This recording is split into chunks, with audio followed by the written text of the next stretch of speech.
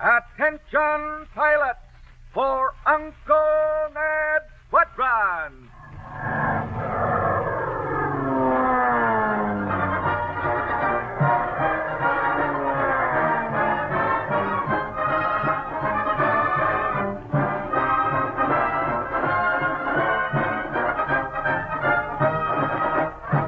Stand by for fun and phone calls for model planes and an exciting story.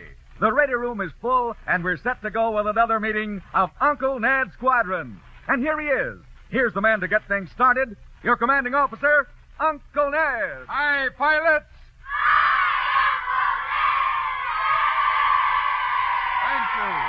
Thank you, and welcome to another meeting. Thanks for your cards and letters this past week. It's good to hear from you. And now let's get underway. Let's all yell out our official slogan, and you cadets at home be sure to yell too. We need your help.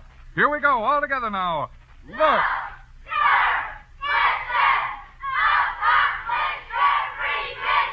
Fine, you sounded like the Dawn Patrol. Now here's a message from Comet.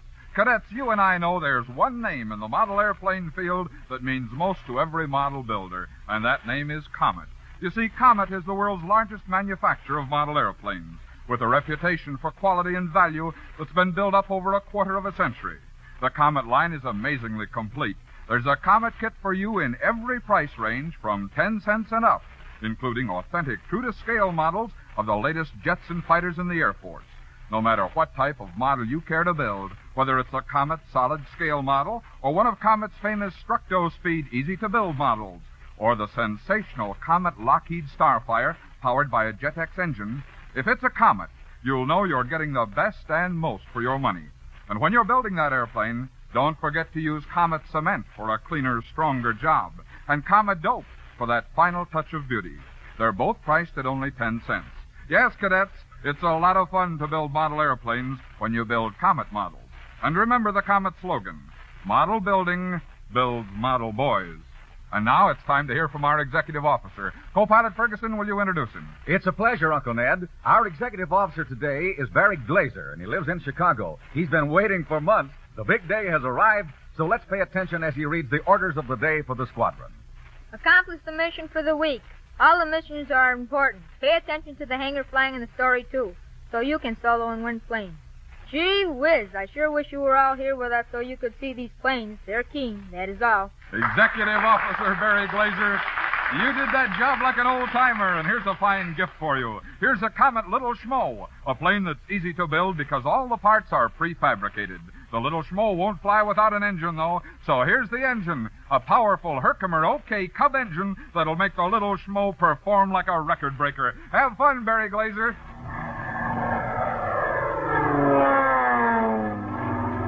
This is F-74 to UNS Control Tower. F-74 to UNS Control Tower. Over. This is Uncle Ned in UNS Control Tower. Go ahead, F-74. F-74 to Uncle Ned. F-74 to Uncle Ned. What's the mission for the week? What's the mission for the week? All pilots, stand by. The mission for the week is plan. Plan your thinking and your actions. You'll do a better job of everything if you plan first. Great things are never accomplished without a plan. And a good life can't be realized either without a plan. Think ahead, plan wisely, then follow your plan. A good pilot plans every flight. A good builder plans every building. Plan your future. This mission is important to your success, pilots, and it's one you must accomplish. It's plan. Pilots, what's the mission for the week? Accomplish the mission and remember it. Each week, John Cowan, our chief navigator, calls two members of the squadron on the phone, and he asks them what the mission is. If they can tell him, we mail them fine model planes just like the cadets win here in the ready room. During the past week, he talked to Ronald Peterson of 5268 Windsor and Benjamin Coleman of 9356 Stewart Avenue, both here in Chicago. They knew the mission and they won planes. He might call you next week, so remember the mission. Co-pilot Ferguson, tell the boys and girls how to join the squadron, will you? Well, Uncle Ned, we only have 2 more weeks before your vacation, but that still gives us time to send out membership cards to the boys and girls who write for them. And boys and girls, here's how to get that membership card. Get a postcard and write your name, age, address, and phone number on it. Mail the card to Uncle Ned, WMAQ, Chicago 54, Illinois. That's all it takes. Just as soon as we hear from you, we'll send you the official membership card, and we'll put your name on our phone list. That's the list we use when we make our 5 phone calls each week. There isn't much time left before Uncle Ned's vacation. So hurry and get your postcard in. Send it to Uncle Ned, WMAQ, Chicago 54, Illinois, and you'll be an official member.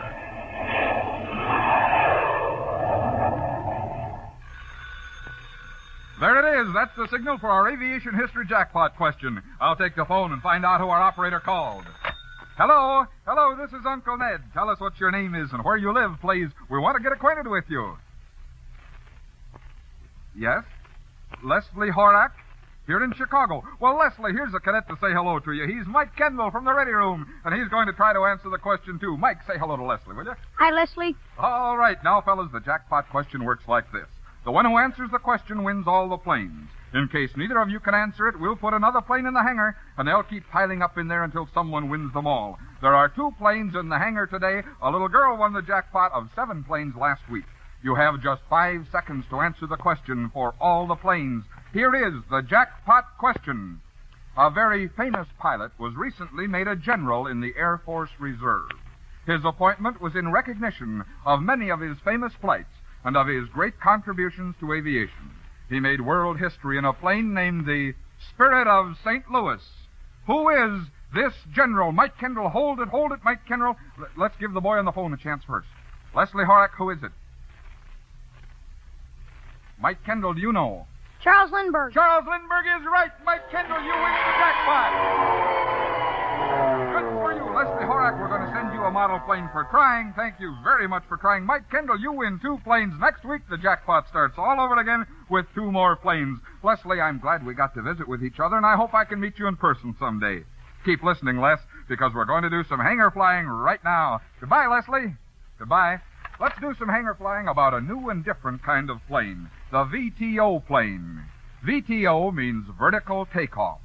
The VTO plane can take off and climb right straight up. In fact, it stands on its tail for the takeoff, and it lands right straight down, too. It comes straight down, tail first, and lands on its tail. 2 VTOs have been built so far, one by the Lockheed Aircraft Company and the other by Consolidated. The VTOs have been built with the help and cooperation of the Navy. But we weren't the first to experiment with this type of plane, and we're not the only country doing anything about it either.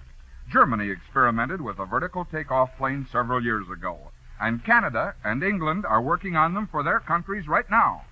The VTOs were designed and built for several reasons, and here's one of them: to save space. A VTO can take off straight up, so it doesn't need any runway, not even a flight deck. The Navy figures that if the planes work out, 1 or 2 of them can be on every ship we have, and they won't take up enough space to worry about. Lots of people thought the landing in a VTO would be kind of dangerous. No one ever heard of backing a plane down to the ground to land it. And what if the engine should fail? They thought the plane would drop like a rock. But that's been taken care of. A parachute has been designed that fits snug in the nose of the VTOs. If the engine should fail, the pilot presses a button and the chute pops out and lowers the plane slowly and safely to the ground or ship. The 2 VTOs that we have now have been with us for longer than we know. In fact, the designing and work started 4 years ago, and the planes were just recently completed. Well, there you have it, the very latest in the air. Now, Co-Pilot Ferguson, let's solo our cadets and see if they can fly the VTOs. Here's the takeoff question. What does VTO mean? What does VTO mean? Remember, I told you right at the very start. Can you tell me? VTO, what does it mean? I beg your pardon? F-20. No, say it loud. F-20. No, I'm sorry. A Jim Walker, ceiling walker for you for trying. Thank you very much.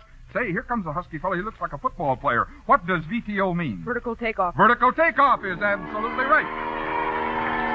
What's your name now? Elwood. I live at 10441 South Claremont. It's real good to see you in the Ready Room, and I want you to join with me in a great big welcome to 4 boys from the Bell School. They're with us in the Ready Room this morning. And Cub Scouts Pack 41, Den 4, Crown Point, Indiana. They're here, and we're glad to see them. And Pack 56, Den 8 of the Cub Scouts from Glenview, Illinois, are here. Welcome to the Ready Room. Now, here's your prize. We're starting out with a good plane for a prize, a Comet Structo Speed Sky Knight. It's just one of 122 different Comet planes and one you'll like. I need another cadet now because I've got a good question for him. How many VTOs do we have? 2. 2 is absolutely right.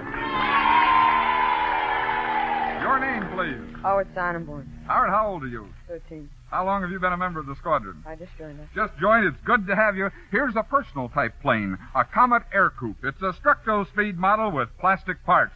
And here's another fine plane now for the answer to this question. What branch of our military service worked in the designing of the VTOs? Kind of a small cadet. Wasn't the Marines. Was it what branch of the service? You know, anchors. All right, a Jimmy. What was that? Hey, wait. No. Well, thank you very much for trying. Give him 2 Jim Walker stealing markers for that. He finished the song. What branch of our military service worked in the designing of the VTOs? Navy. The Navy is absolutely right. Your name, please. Paul Sawicki. I live at 5908 West Leland, Chicago, Illinois. Paul, it's good to see you in the ready room, and you're right. And here's another Navy plane, the Cougar, by Comet. Comet Cougars are sold all over the world. Enjoy it. Name 2 countries who are working on VTO planes now. England and Canada. England and Canada is right. You're going to have to fly a B-29. You're a big cadet. What's your name? Joseph Maleshkin. I live at 1925 West 17th. Joe, it's good to see you, and you'll see these planes flying in Canada and England. A Comet Balenka Crusair. Every part is completely prefabricated and finished for you. Say, that's the wingman on the phone, Uncle Ned. I've got his flight leader right here, and I hope they both win a stack of planes. The flight leader is Thomas Burnett of Maryville, Indiana. I'll take the phone and find out who our wingman is and where he lives. Hello, this is Uncle Ned. It's good to talk to you. Now tell us what your name is and where you live, please. Keith Stanton. What town, Keith? Well, Keith, in just a second, you'll have a chance to win 6 planes, and here's how to do it. I'll ask you 3 questions, and you and Tom Burnett can work together on the answers. Whoever thinks of the answer first should sing it right out. You'll win 1 plane apiece for the first answer, 2 apiece for the second answer. And if together you can answer the last question, you'll win 3 more planes for a grand total of 6 planes each. Remember, either one or both of you can answer the questions. Get set. Here is the first question. Are you all set, Keith Stanton? The work of designing VTOs, vertical takeoff planes, was started how many years ago? What do you say, Tom Burnett? 4. 4 years is absolutely right. A Spreaker solid model for each of you for that answer. Now for 2 planes apiece, answer this one. A country in Europe experimented with a VTO several years ago. What country was it? A country in Europe. Germany is absolutely right, Keith Stanton of Buckley, Illinois. A fine plastic dart by Hawk and a top-flight jig-time plane. This is the big one, fellas. For 3 planes apiece, Consolidated has made a VTO and name the other company. Name the other company. Consolidated and they make the Constellation. Oh, come on. What's the other company? Can you tell me? Tom, can you tell me? Can you tell me, Keith? I'm going to tell you it's Lockheed, Consolidated and Lockheed, but you each won 3 planes, and wingman Keith Stanton of Buckley, Illinois, and flight leader Tom Burnett, you both won 3 planes, and I hope you enjoy them. Yours will reach you by mail, wingman Keith Stanton, and flight leader Tom Burnett, you have yours in your arms right now. I had fun working with you fellas. Thanks for being good cadets. Keith, you keep listening because the story is coming up in just a minute. Goodbye, Keith. Goodbye. Co-pilot Ferguson, after next week, the ready room will be closed for a long time. So invite the boys and girls, and their parents too, to come down next week, will you? I sure will, Uncle Ned. Yes, boys and girls, after next week, the ready room will be closed for a long time. So if you can, come down next Saturday. The ready room opens at 8:30, and the fun starts right away. We've got an F-74 jet glider down here for you, and you can't tell you might win an even bigger plane if you're here.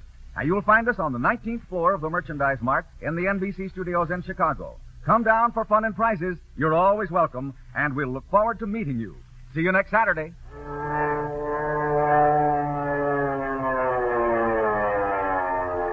And now, Uncle Ned, it's story time.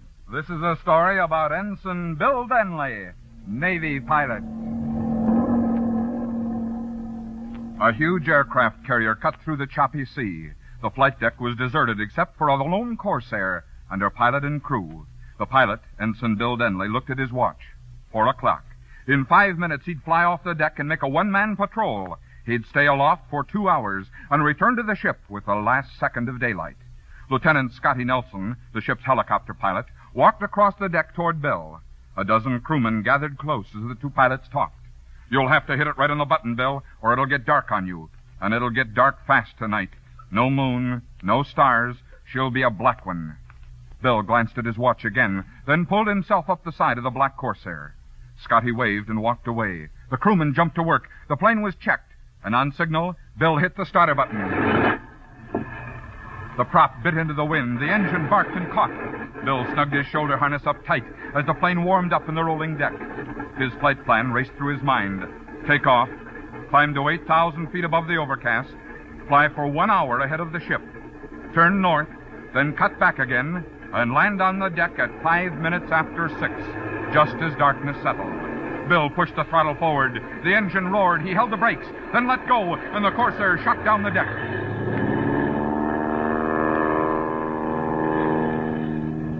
Bill climbed into the face of the buffeting wind, and at 3,000 feet, the clouds swallowed him up. Strong, pricky winds were hiding in the clouds, and they kicked and pushed the Corsair. A frosty mist covered the windshield. Then sunlight. The plane dug itself out of the clouds and climbed into smooth air. The altimeter needle crept around the dial, and Bill stopped it when he was at 8,000 feet above the clouds. He leveled out and cruised straight ahead. He turned his head from side to side. The sky was empty. Not a cloud, not a bird, not a plane. The minutes ticked away slowly. This is it. Now I've got to turn north. The black Corsair banked like a seagull. The compass swung. Bill leveled out. I hope the sky stays empty. I hope I get real lonesome up here. So far, so good. He swung back in the direction of the ship. The old sun is getting ready to go to bed. Something told Bill to look around. He didn't know what it was, but something told him to turn around. He did. A plane, an enemy plane, was bearing down on him from behind. Bill banked steeply to meet him. I can't waste time fighting this fellow. If I do, I won't make it back to the ship before dark. But I can't outrun him. He's faster than I am. The enemy plane got bigger. I've got to fight him. Orange dots blinked from the enemy's wings. He's asking for it. Bill's thumb pressed the trigger button. His cannon smoked. The enemy plane rolled in the sky. It looked like a bat spitting fires that roared past Bill. Bill put his Corsair on its tail. That was close, too close. I've got him now. Bill held the nose of his plane on the wing of the enemy. This should do it. He's too fast for me. I can't hit him. The enemy lined up on Bill. Bullets whizzed past his head. He hasn't hit me yet, but I haven't hit him either. I've got to get back to the ship. It's getting dark. Here he comes again. Enemy bullets plowed into the side of Bill's Corsair. I got about 20 bullets that time. No damage, though. Bill twisted and turned. Maybe I can duck into the clouds and hide from him.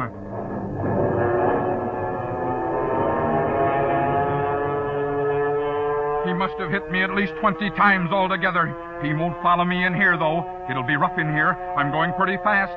The Corsair shot into the clouds, and they treated the plane like it was a punching bag. I don't want to get below him. He might decide to come down for a look. I'll stay in here as long as I can. He swung the nose to a compass heading for the ship, glanced at his watch. I can still make it if I'm lucky. Then shot a quick look at the gas gauges. No, it can't be. I'm short of fuel. He must have hit my tanks. I'll never make it.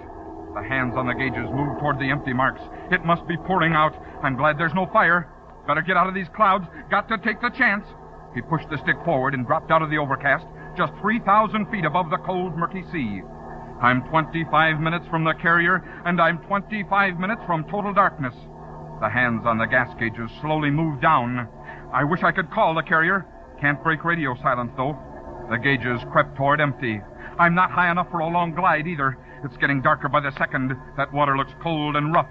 I'm going to have to put you on the water, baby. I'm going to have to land you right between the waves. The gas gauges jerked toward the zero marks.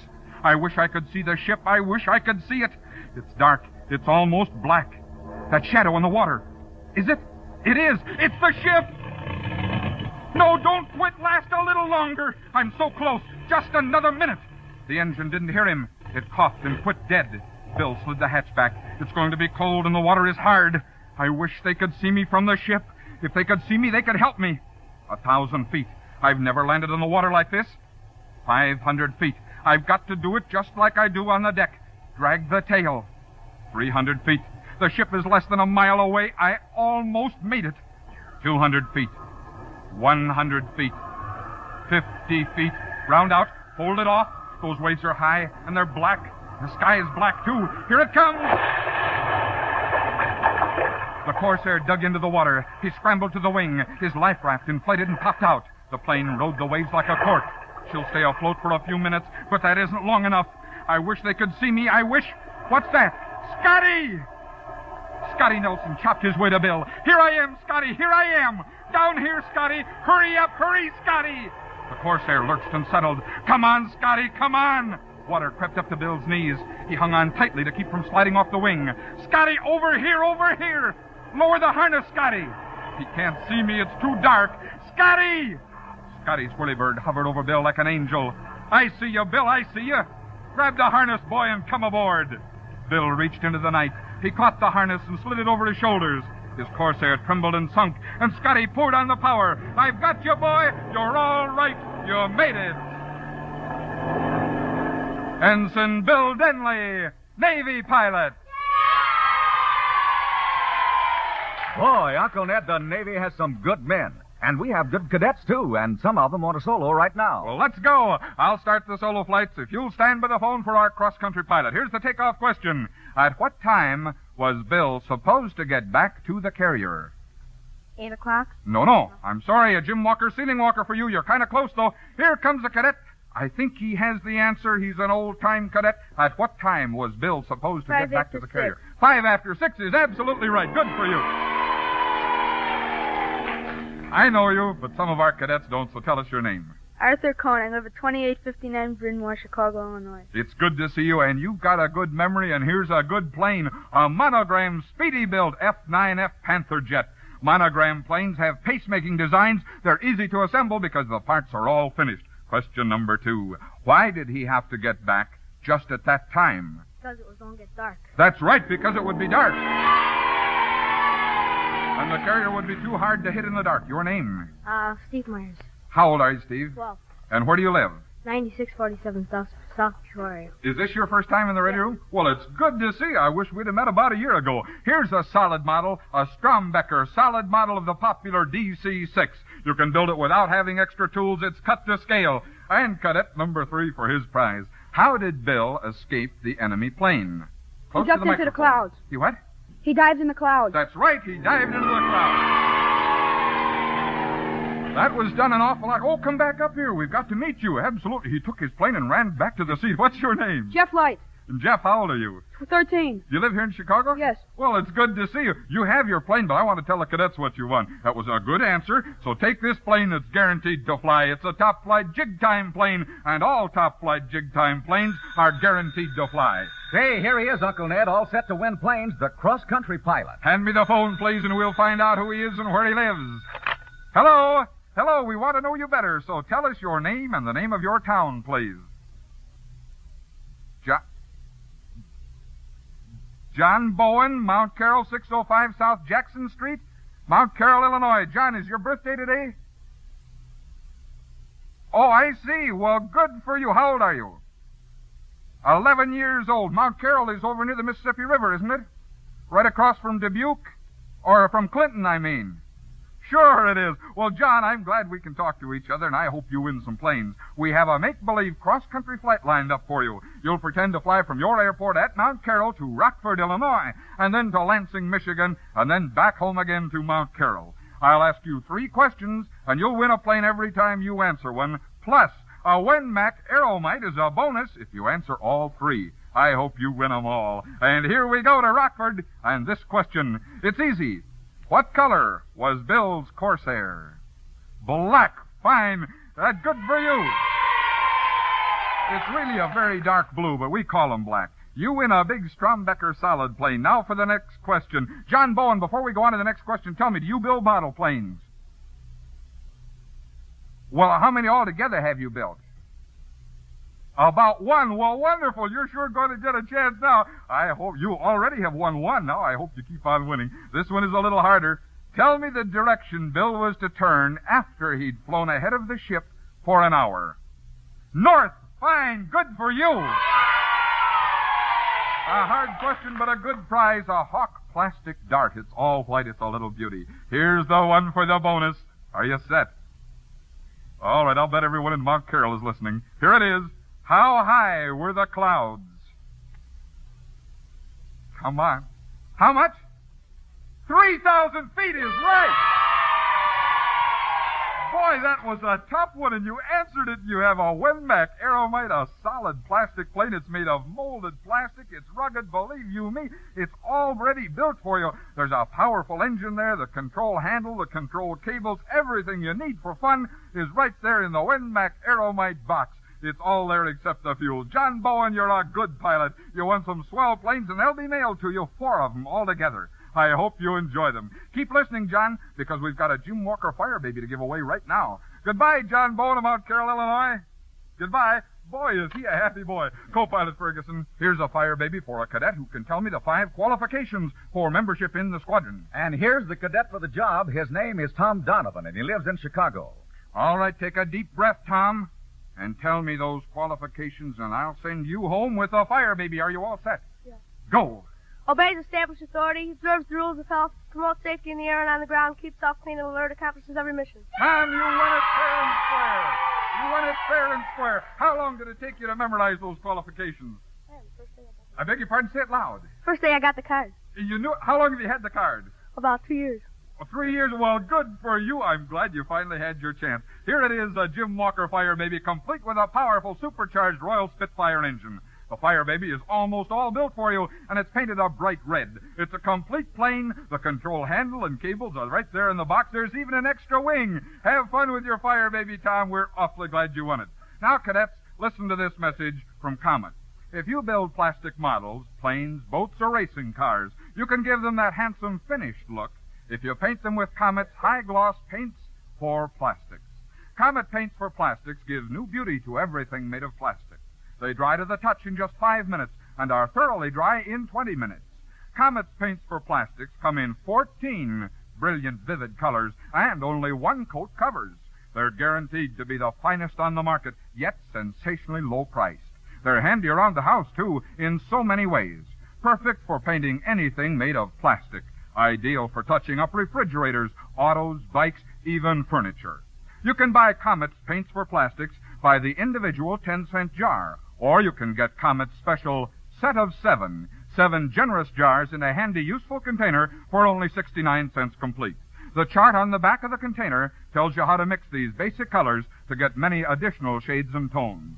See your hobby shop for your set of 7, and don't leave until you've looked over the newer models in Comet's famous line of model airplanes. And cadets, I want you all to have fun this coming week. Be on hand next week for our meeting. It's the last one before vacation. Our engineer is Dick Rydell, and our sound effects man is Kurt Mitchell. Franklin Ferguson is our announcer, and John Cowan is our director-in-chief navigator. So until next Saturday, then, this is Uncle Ned speaking for the entire crew and saying, so long, pilots!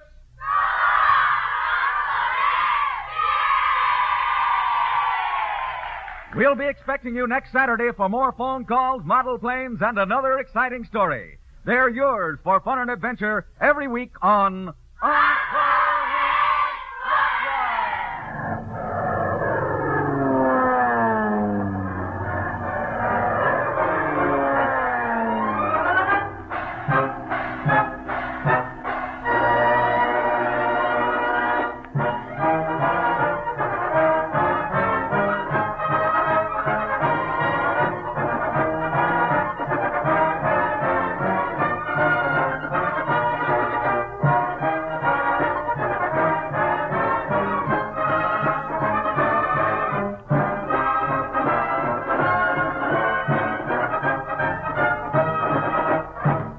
This is the NBC Radio Network.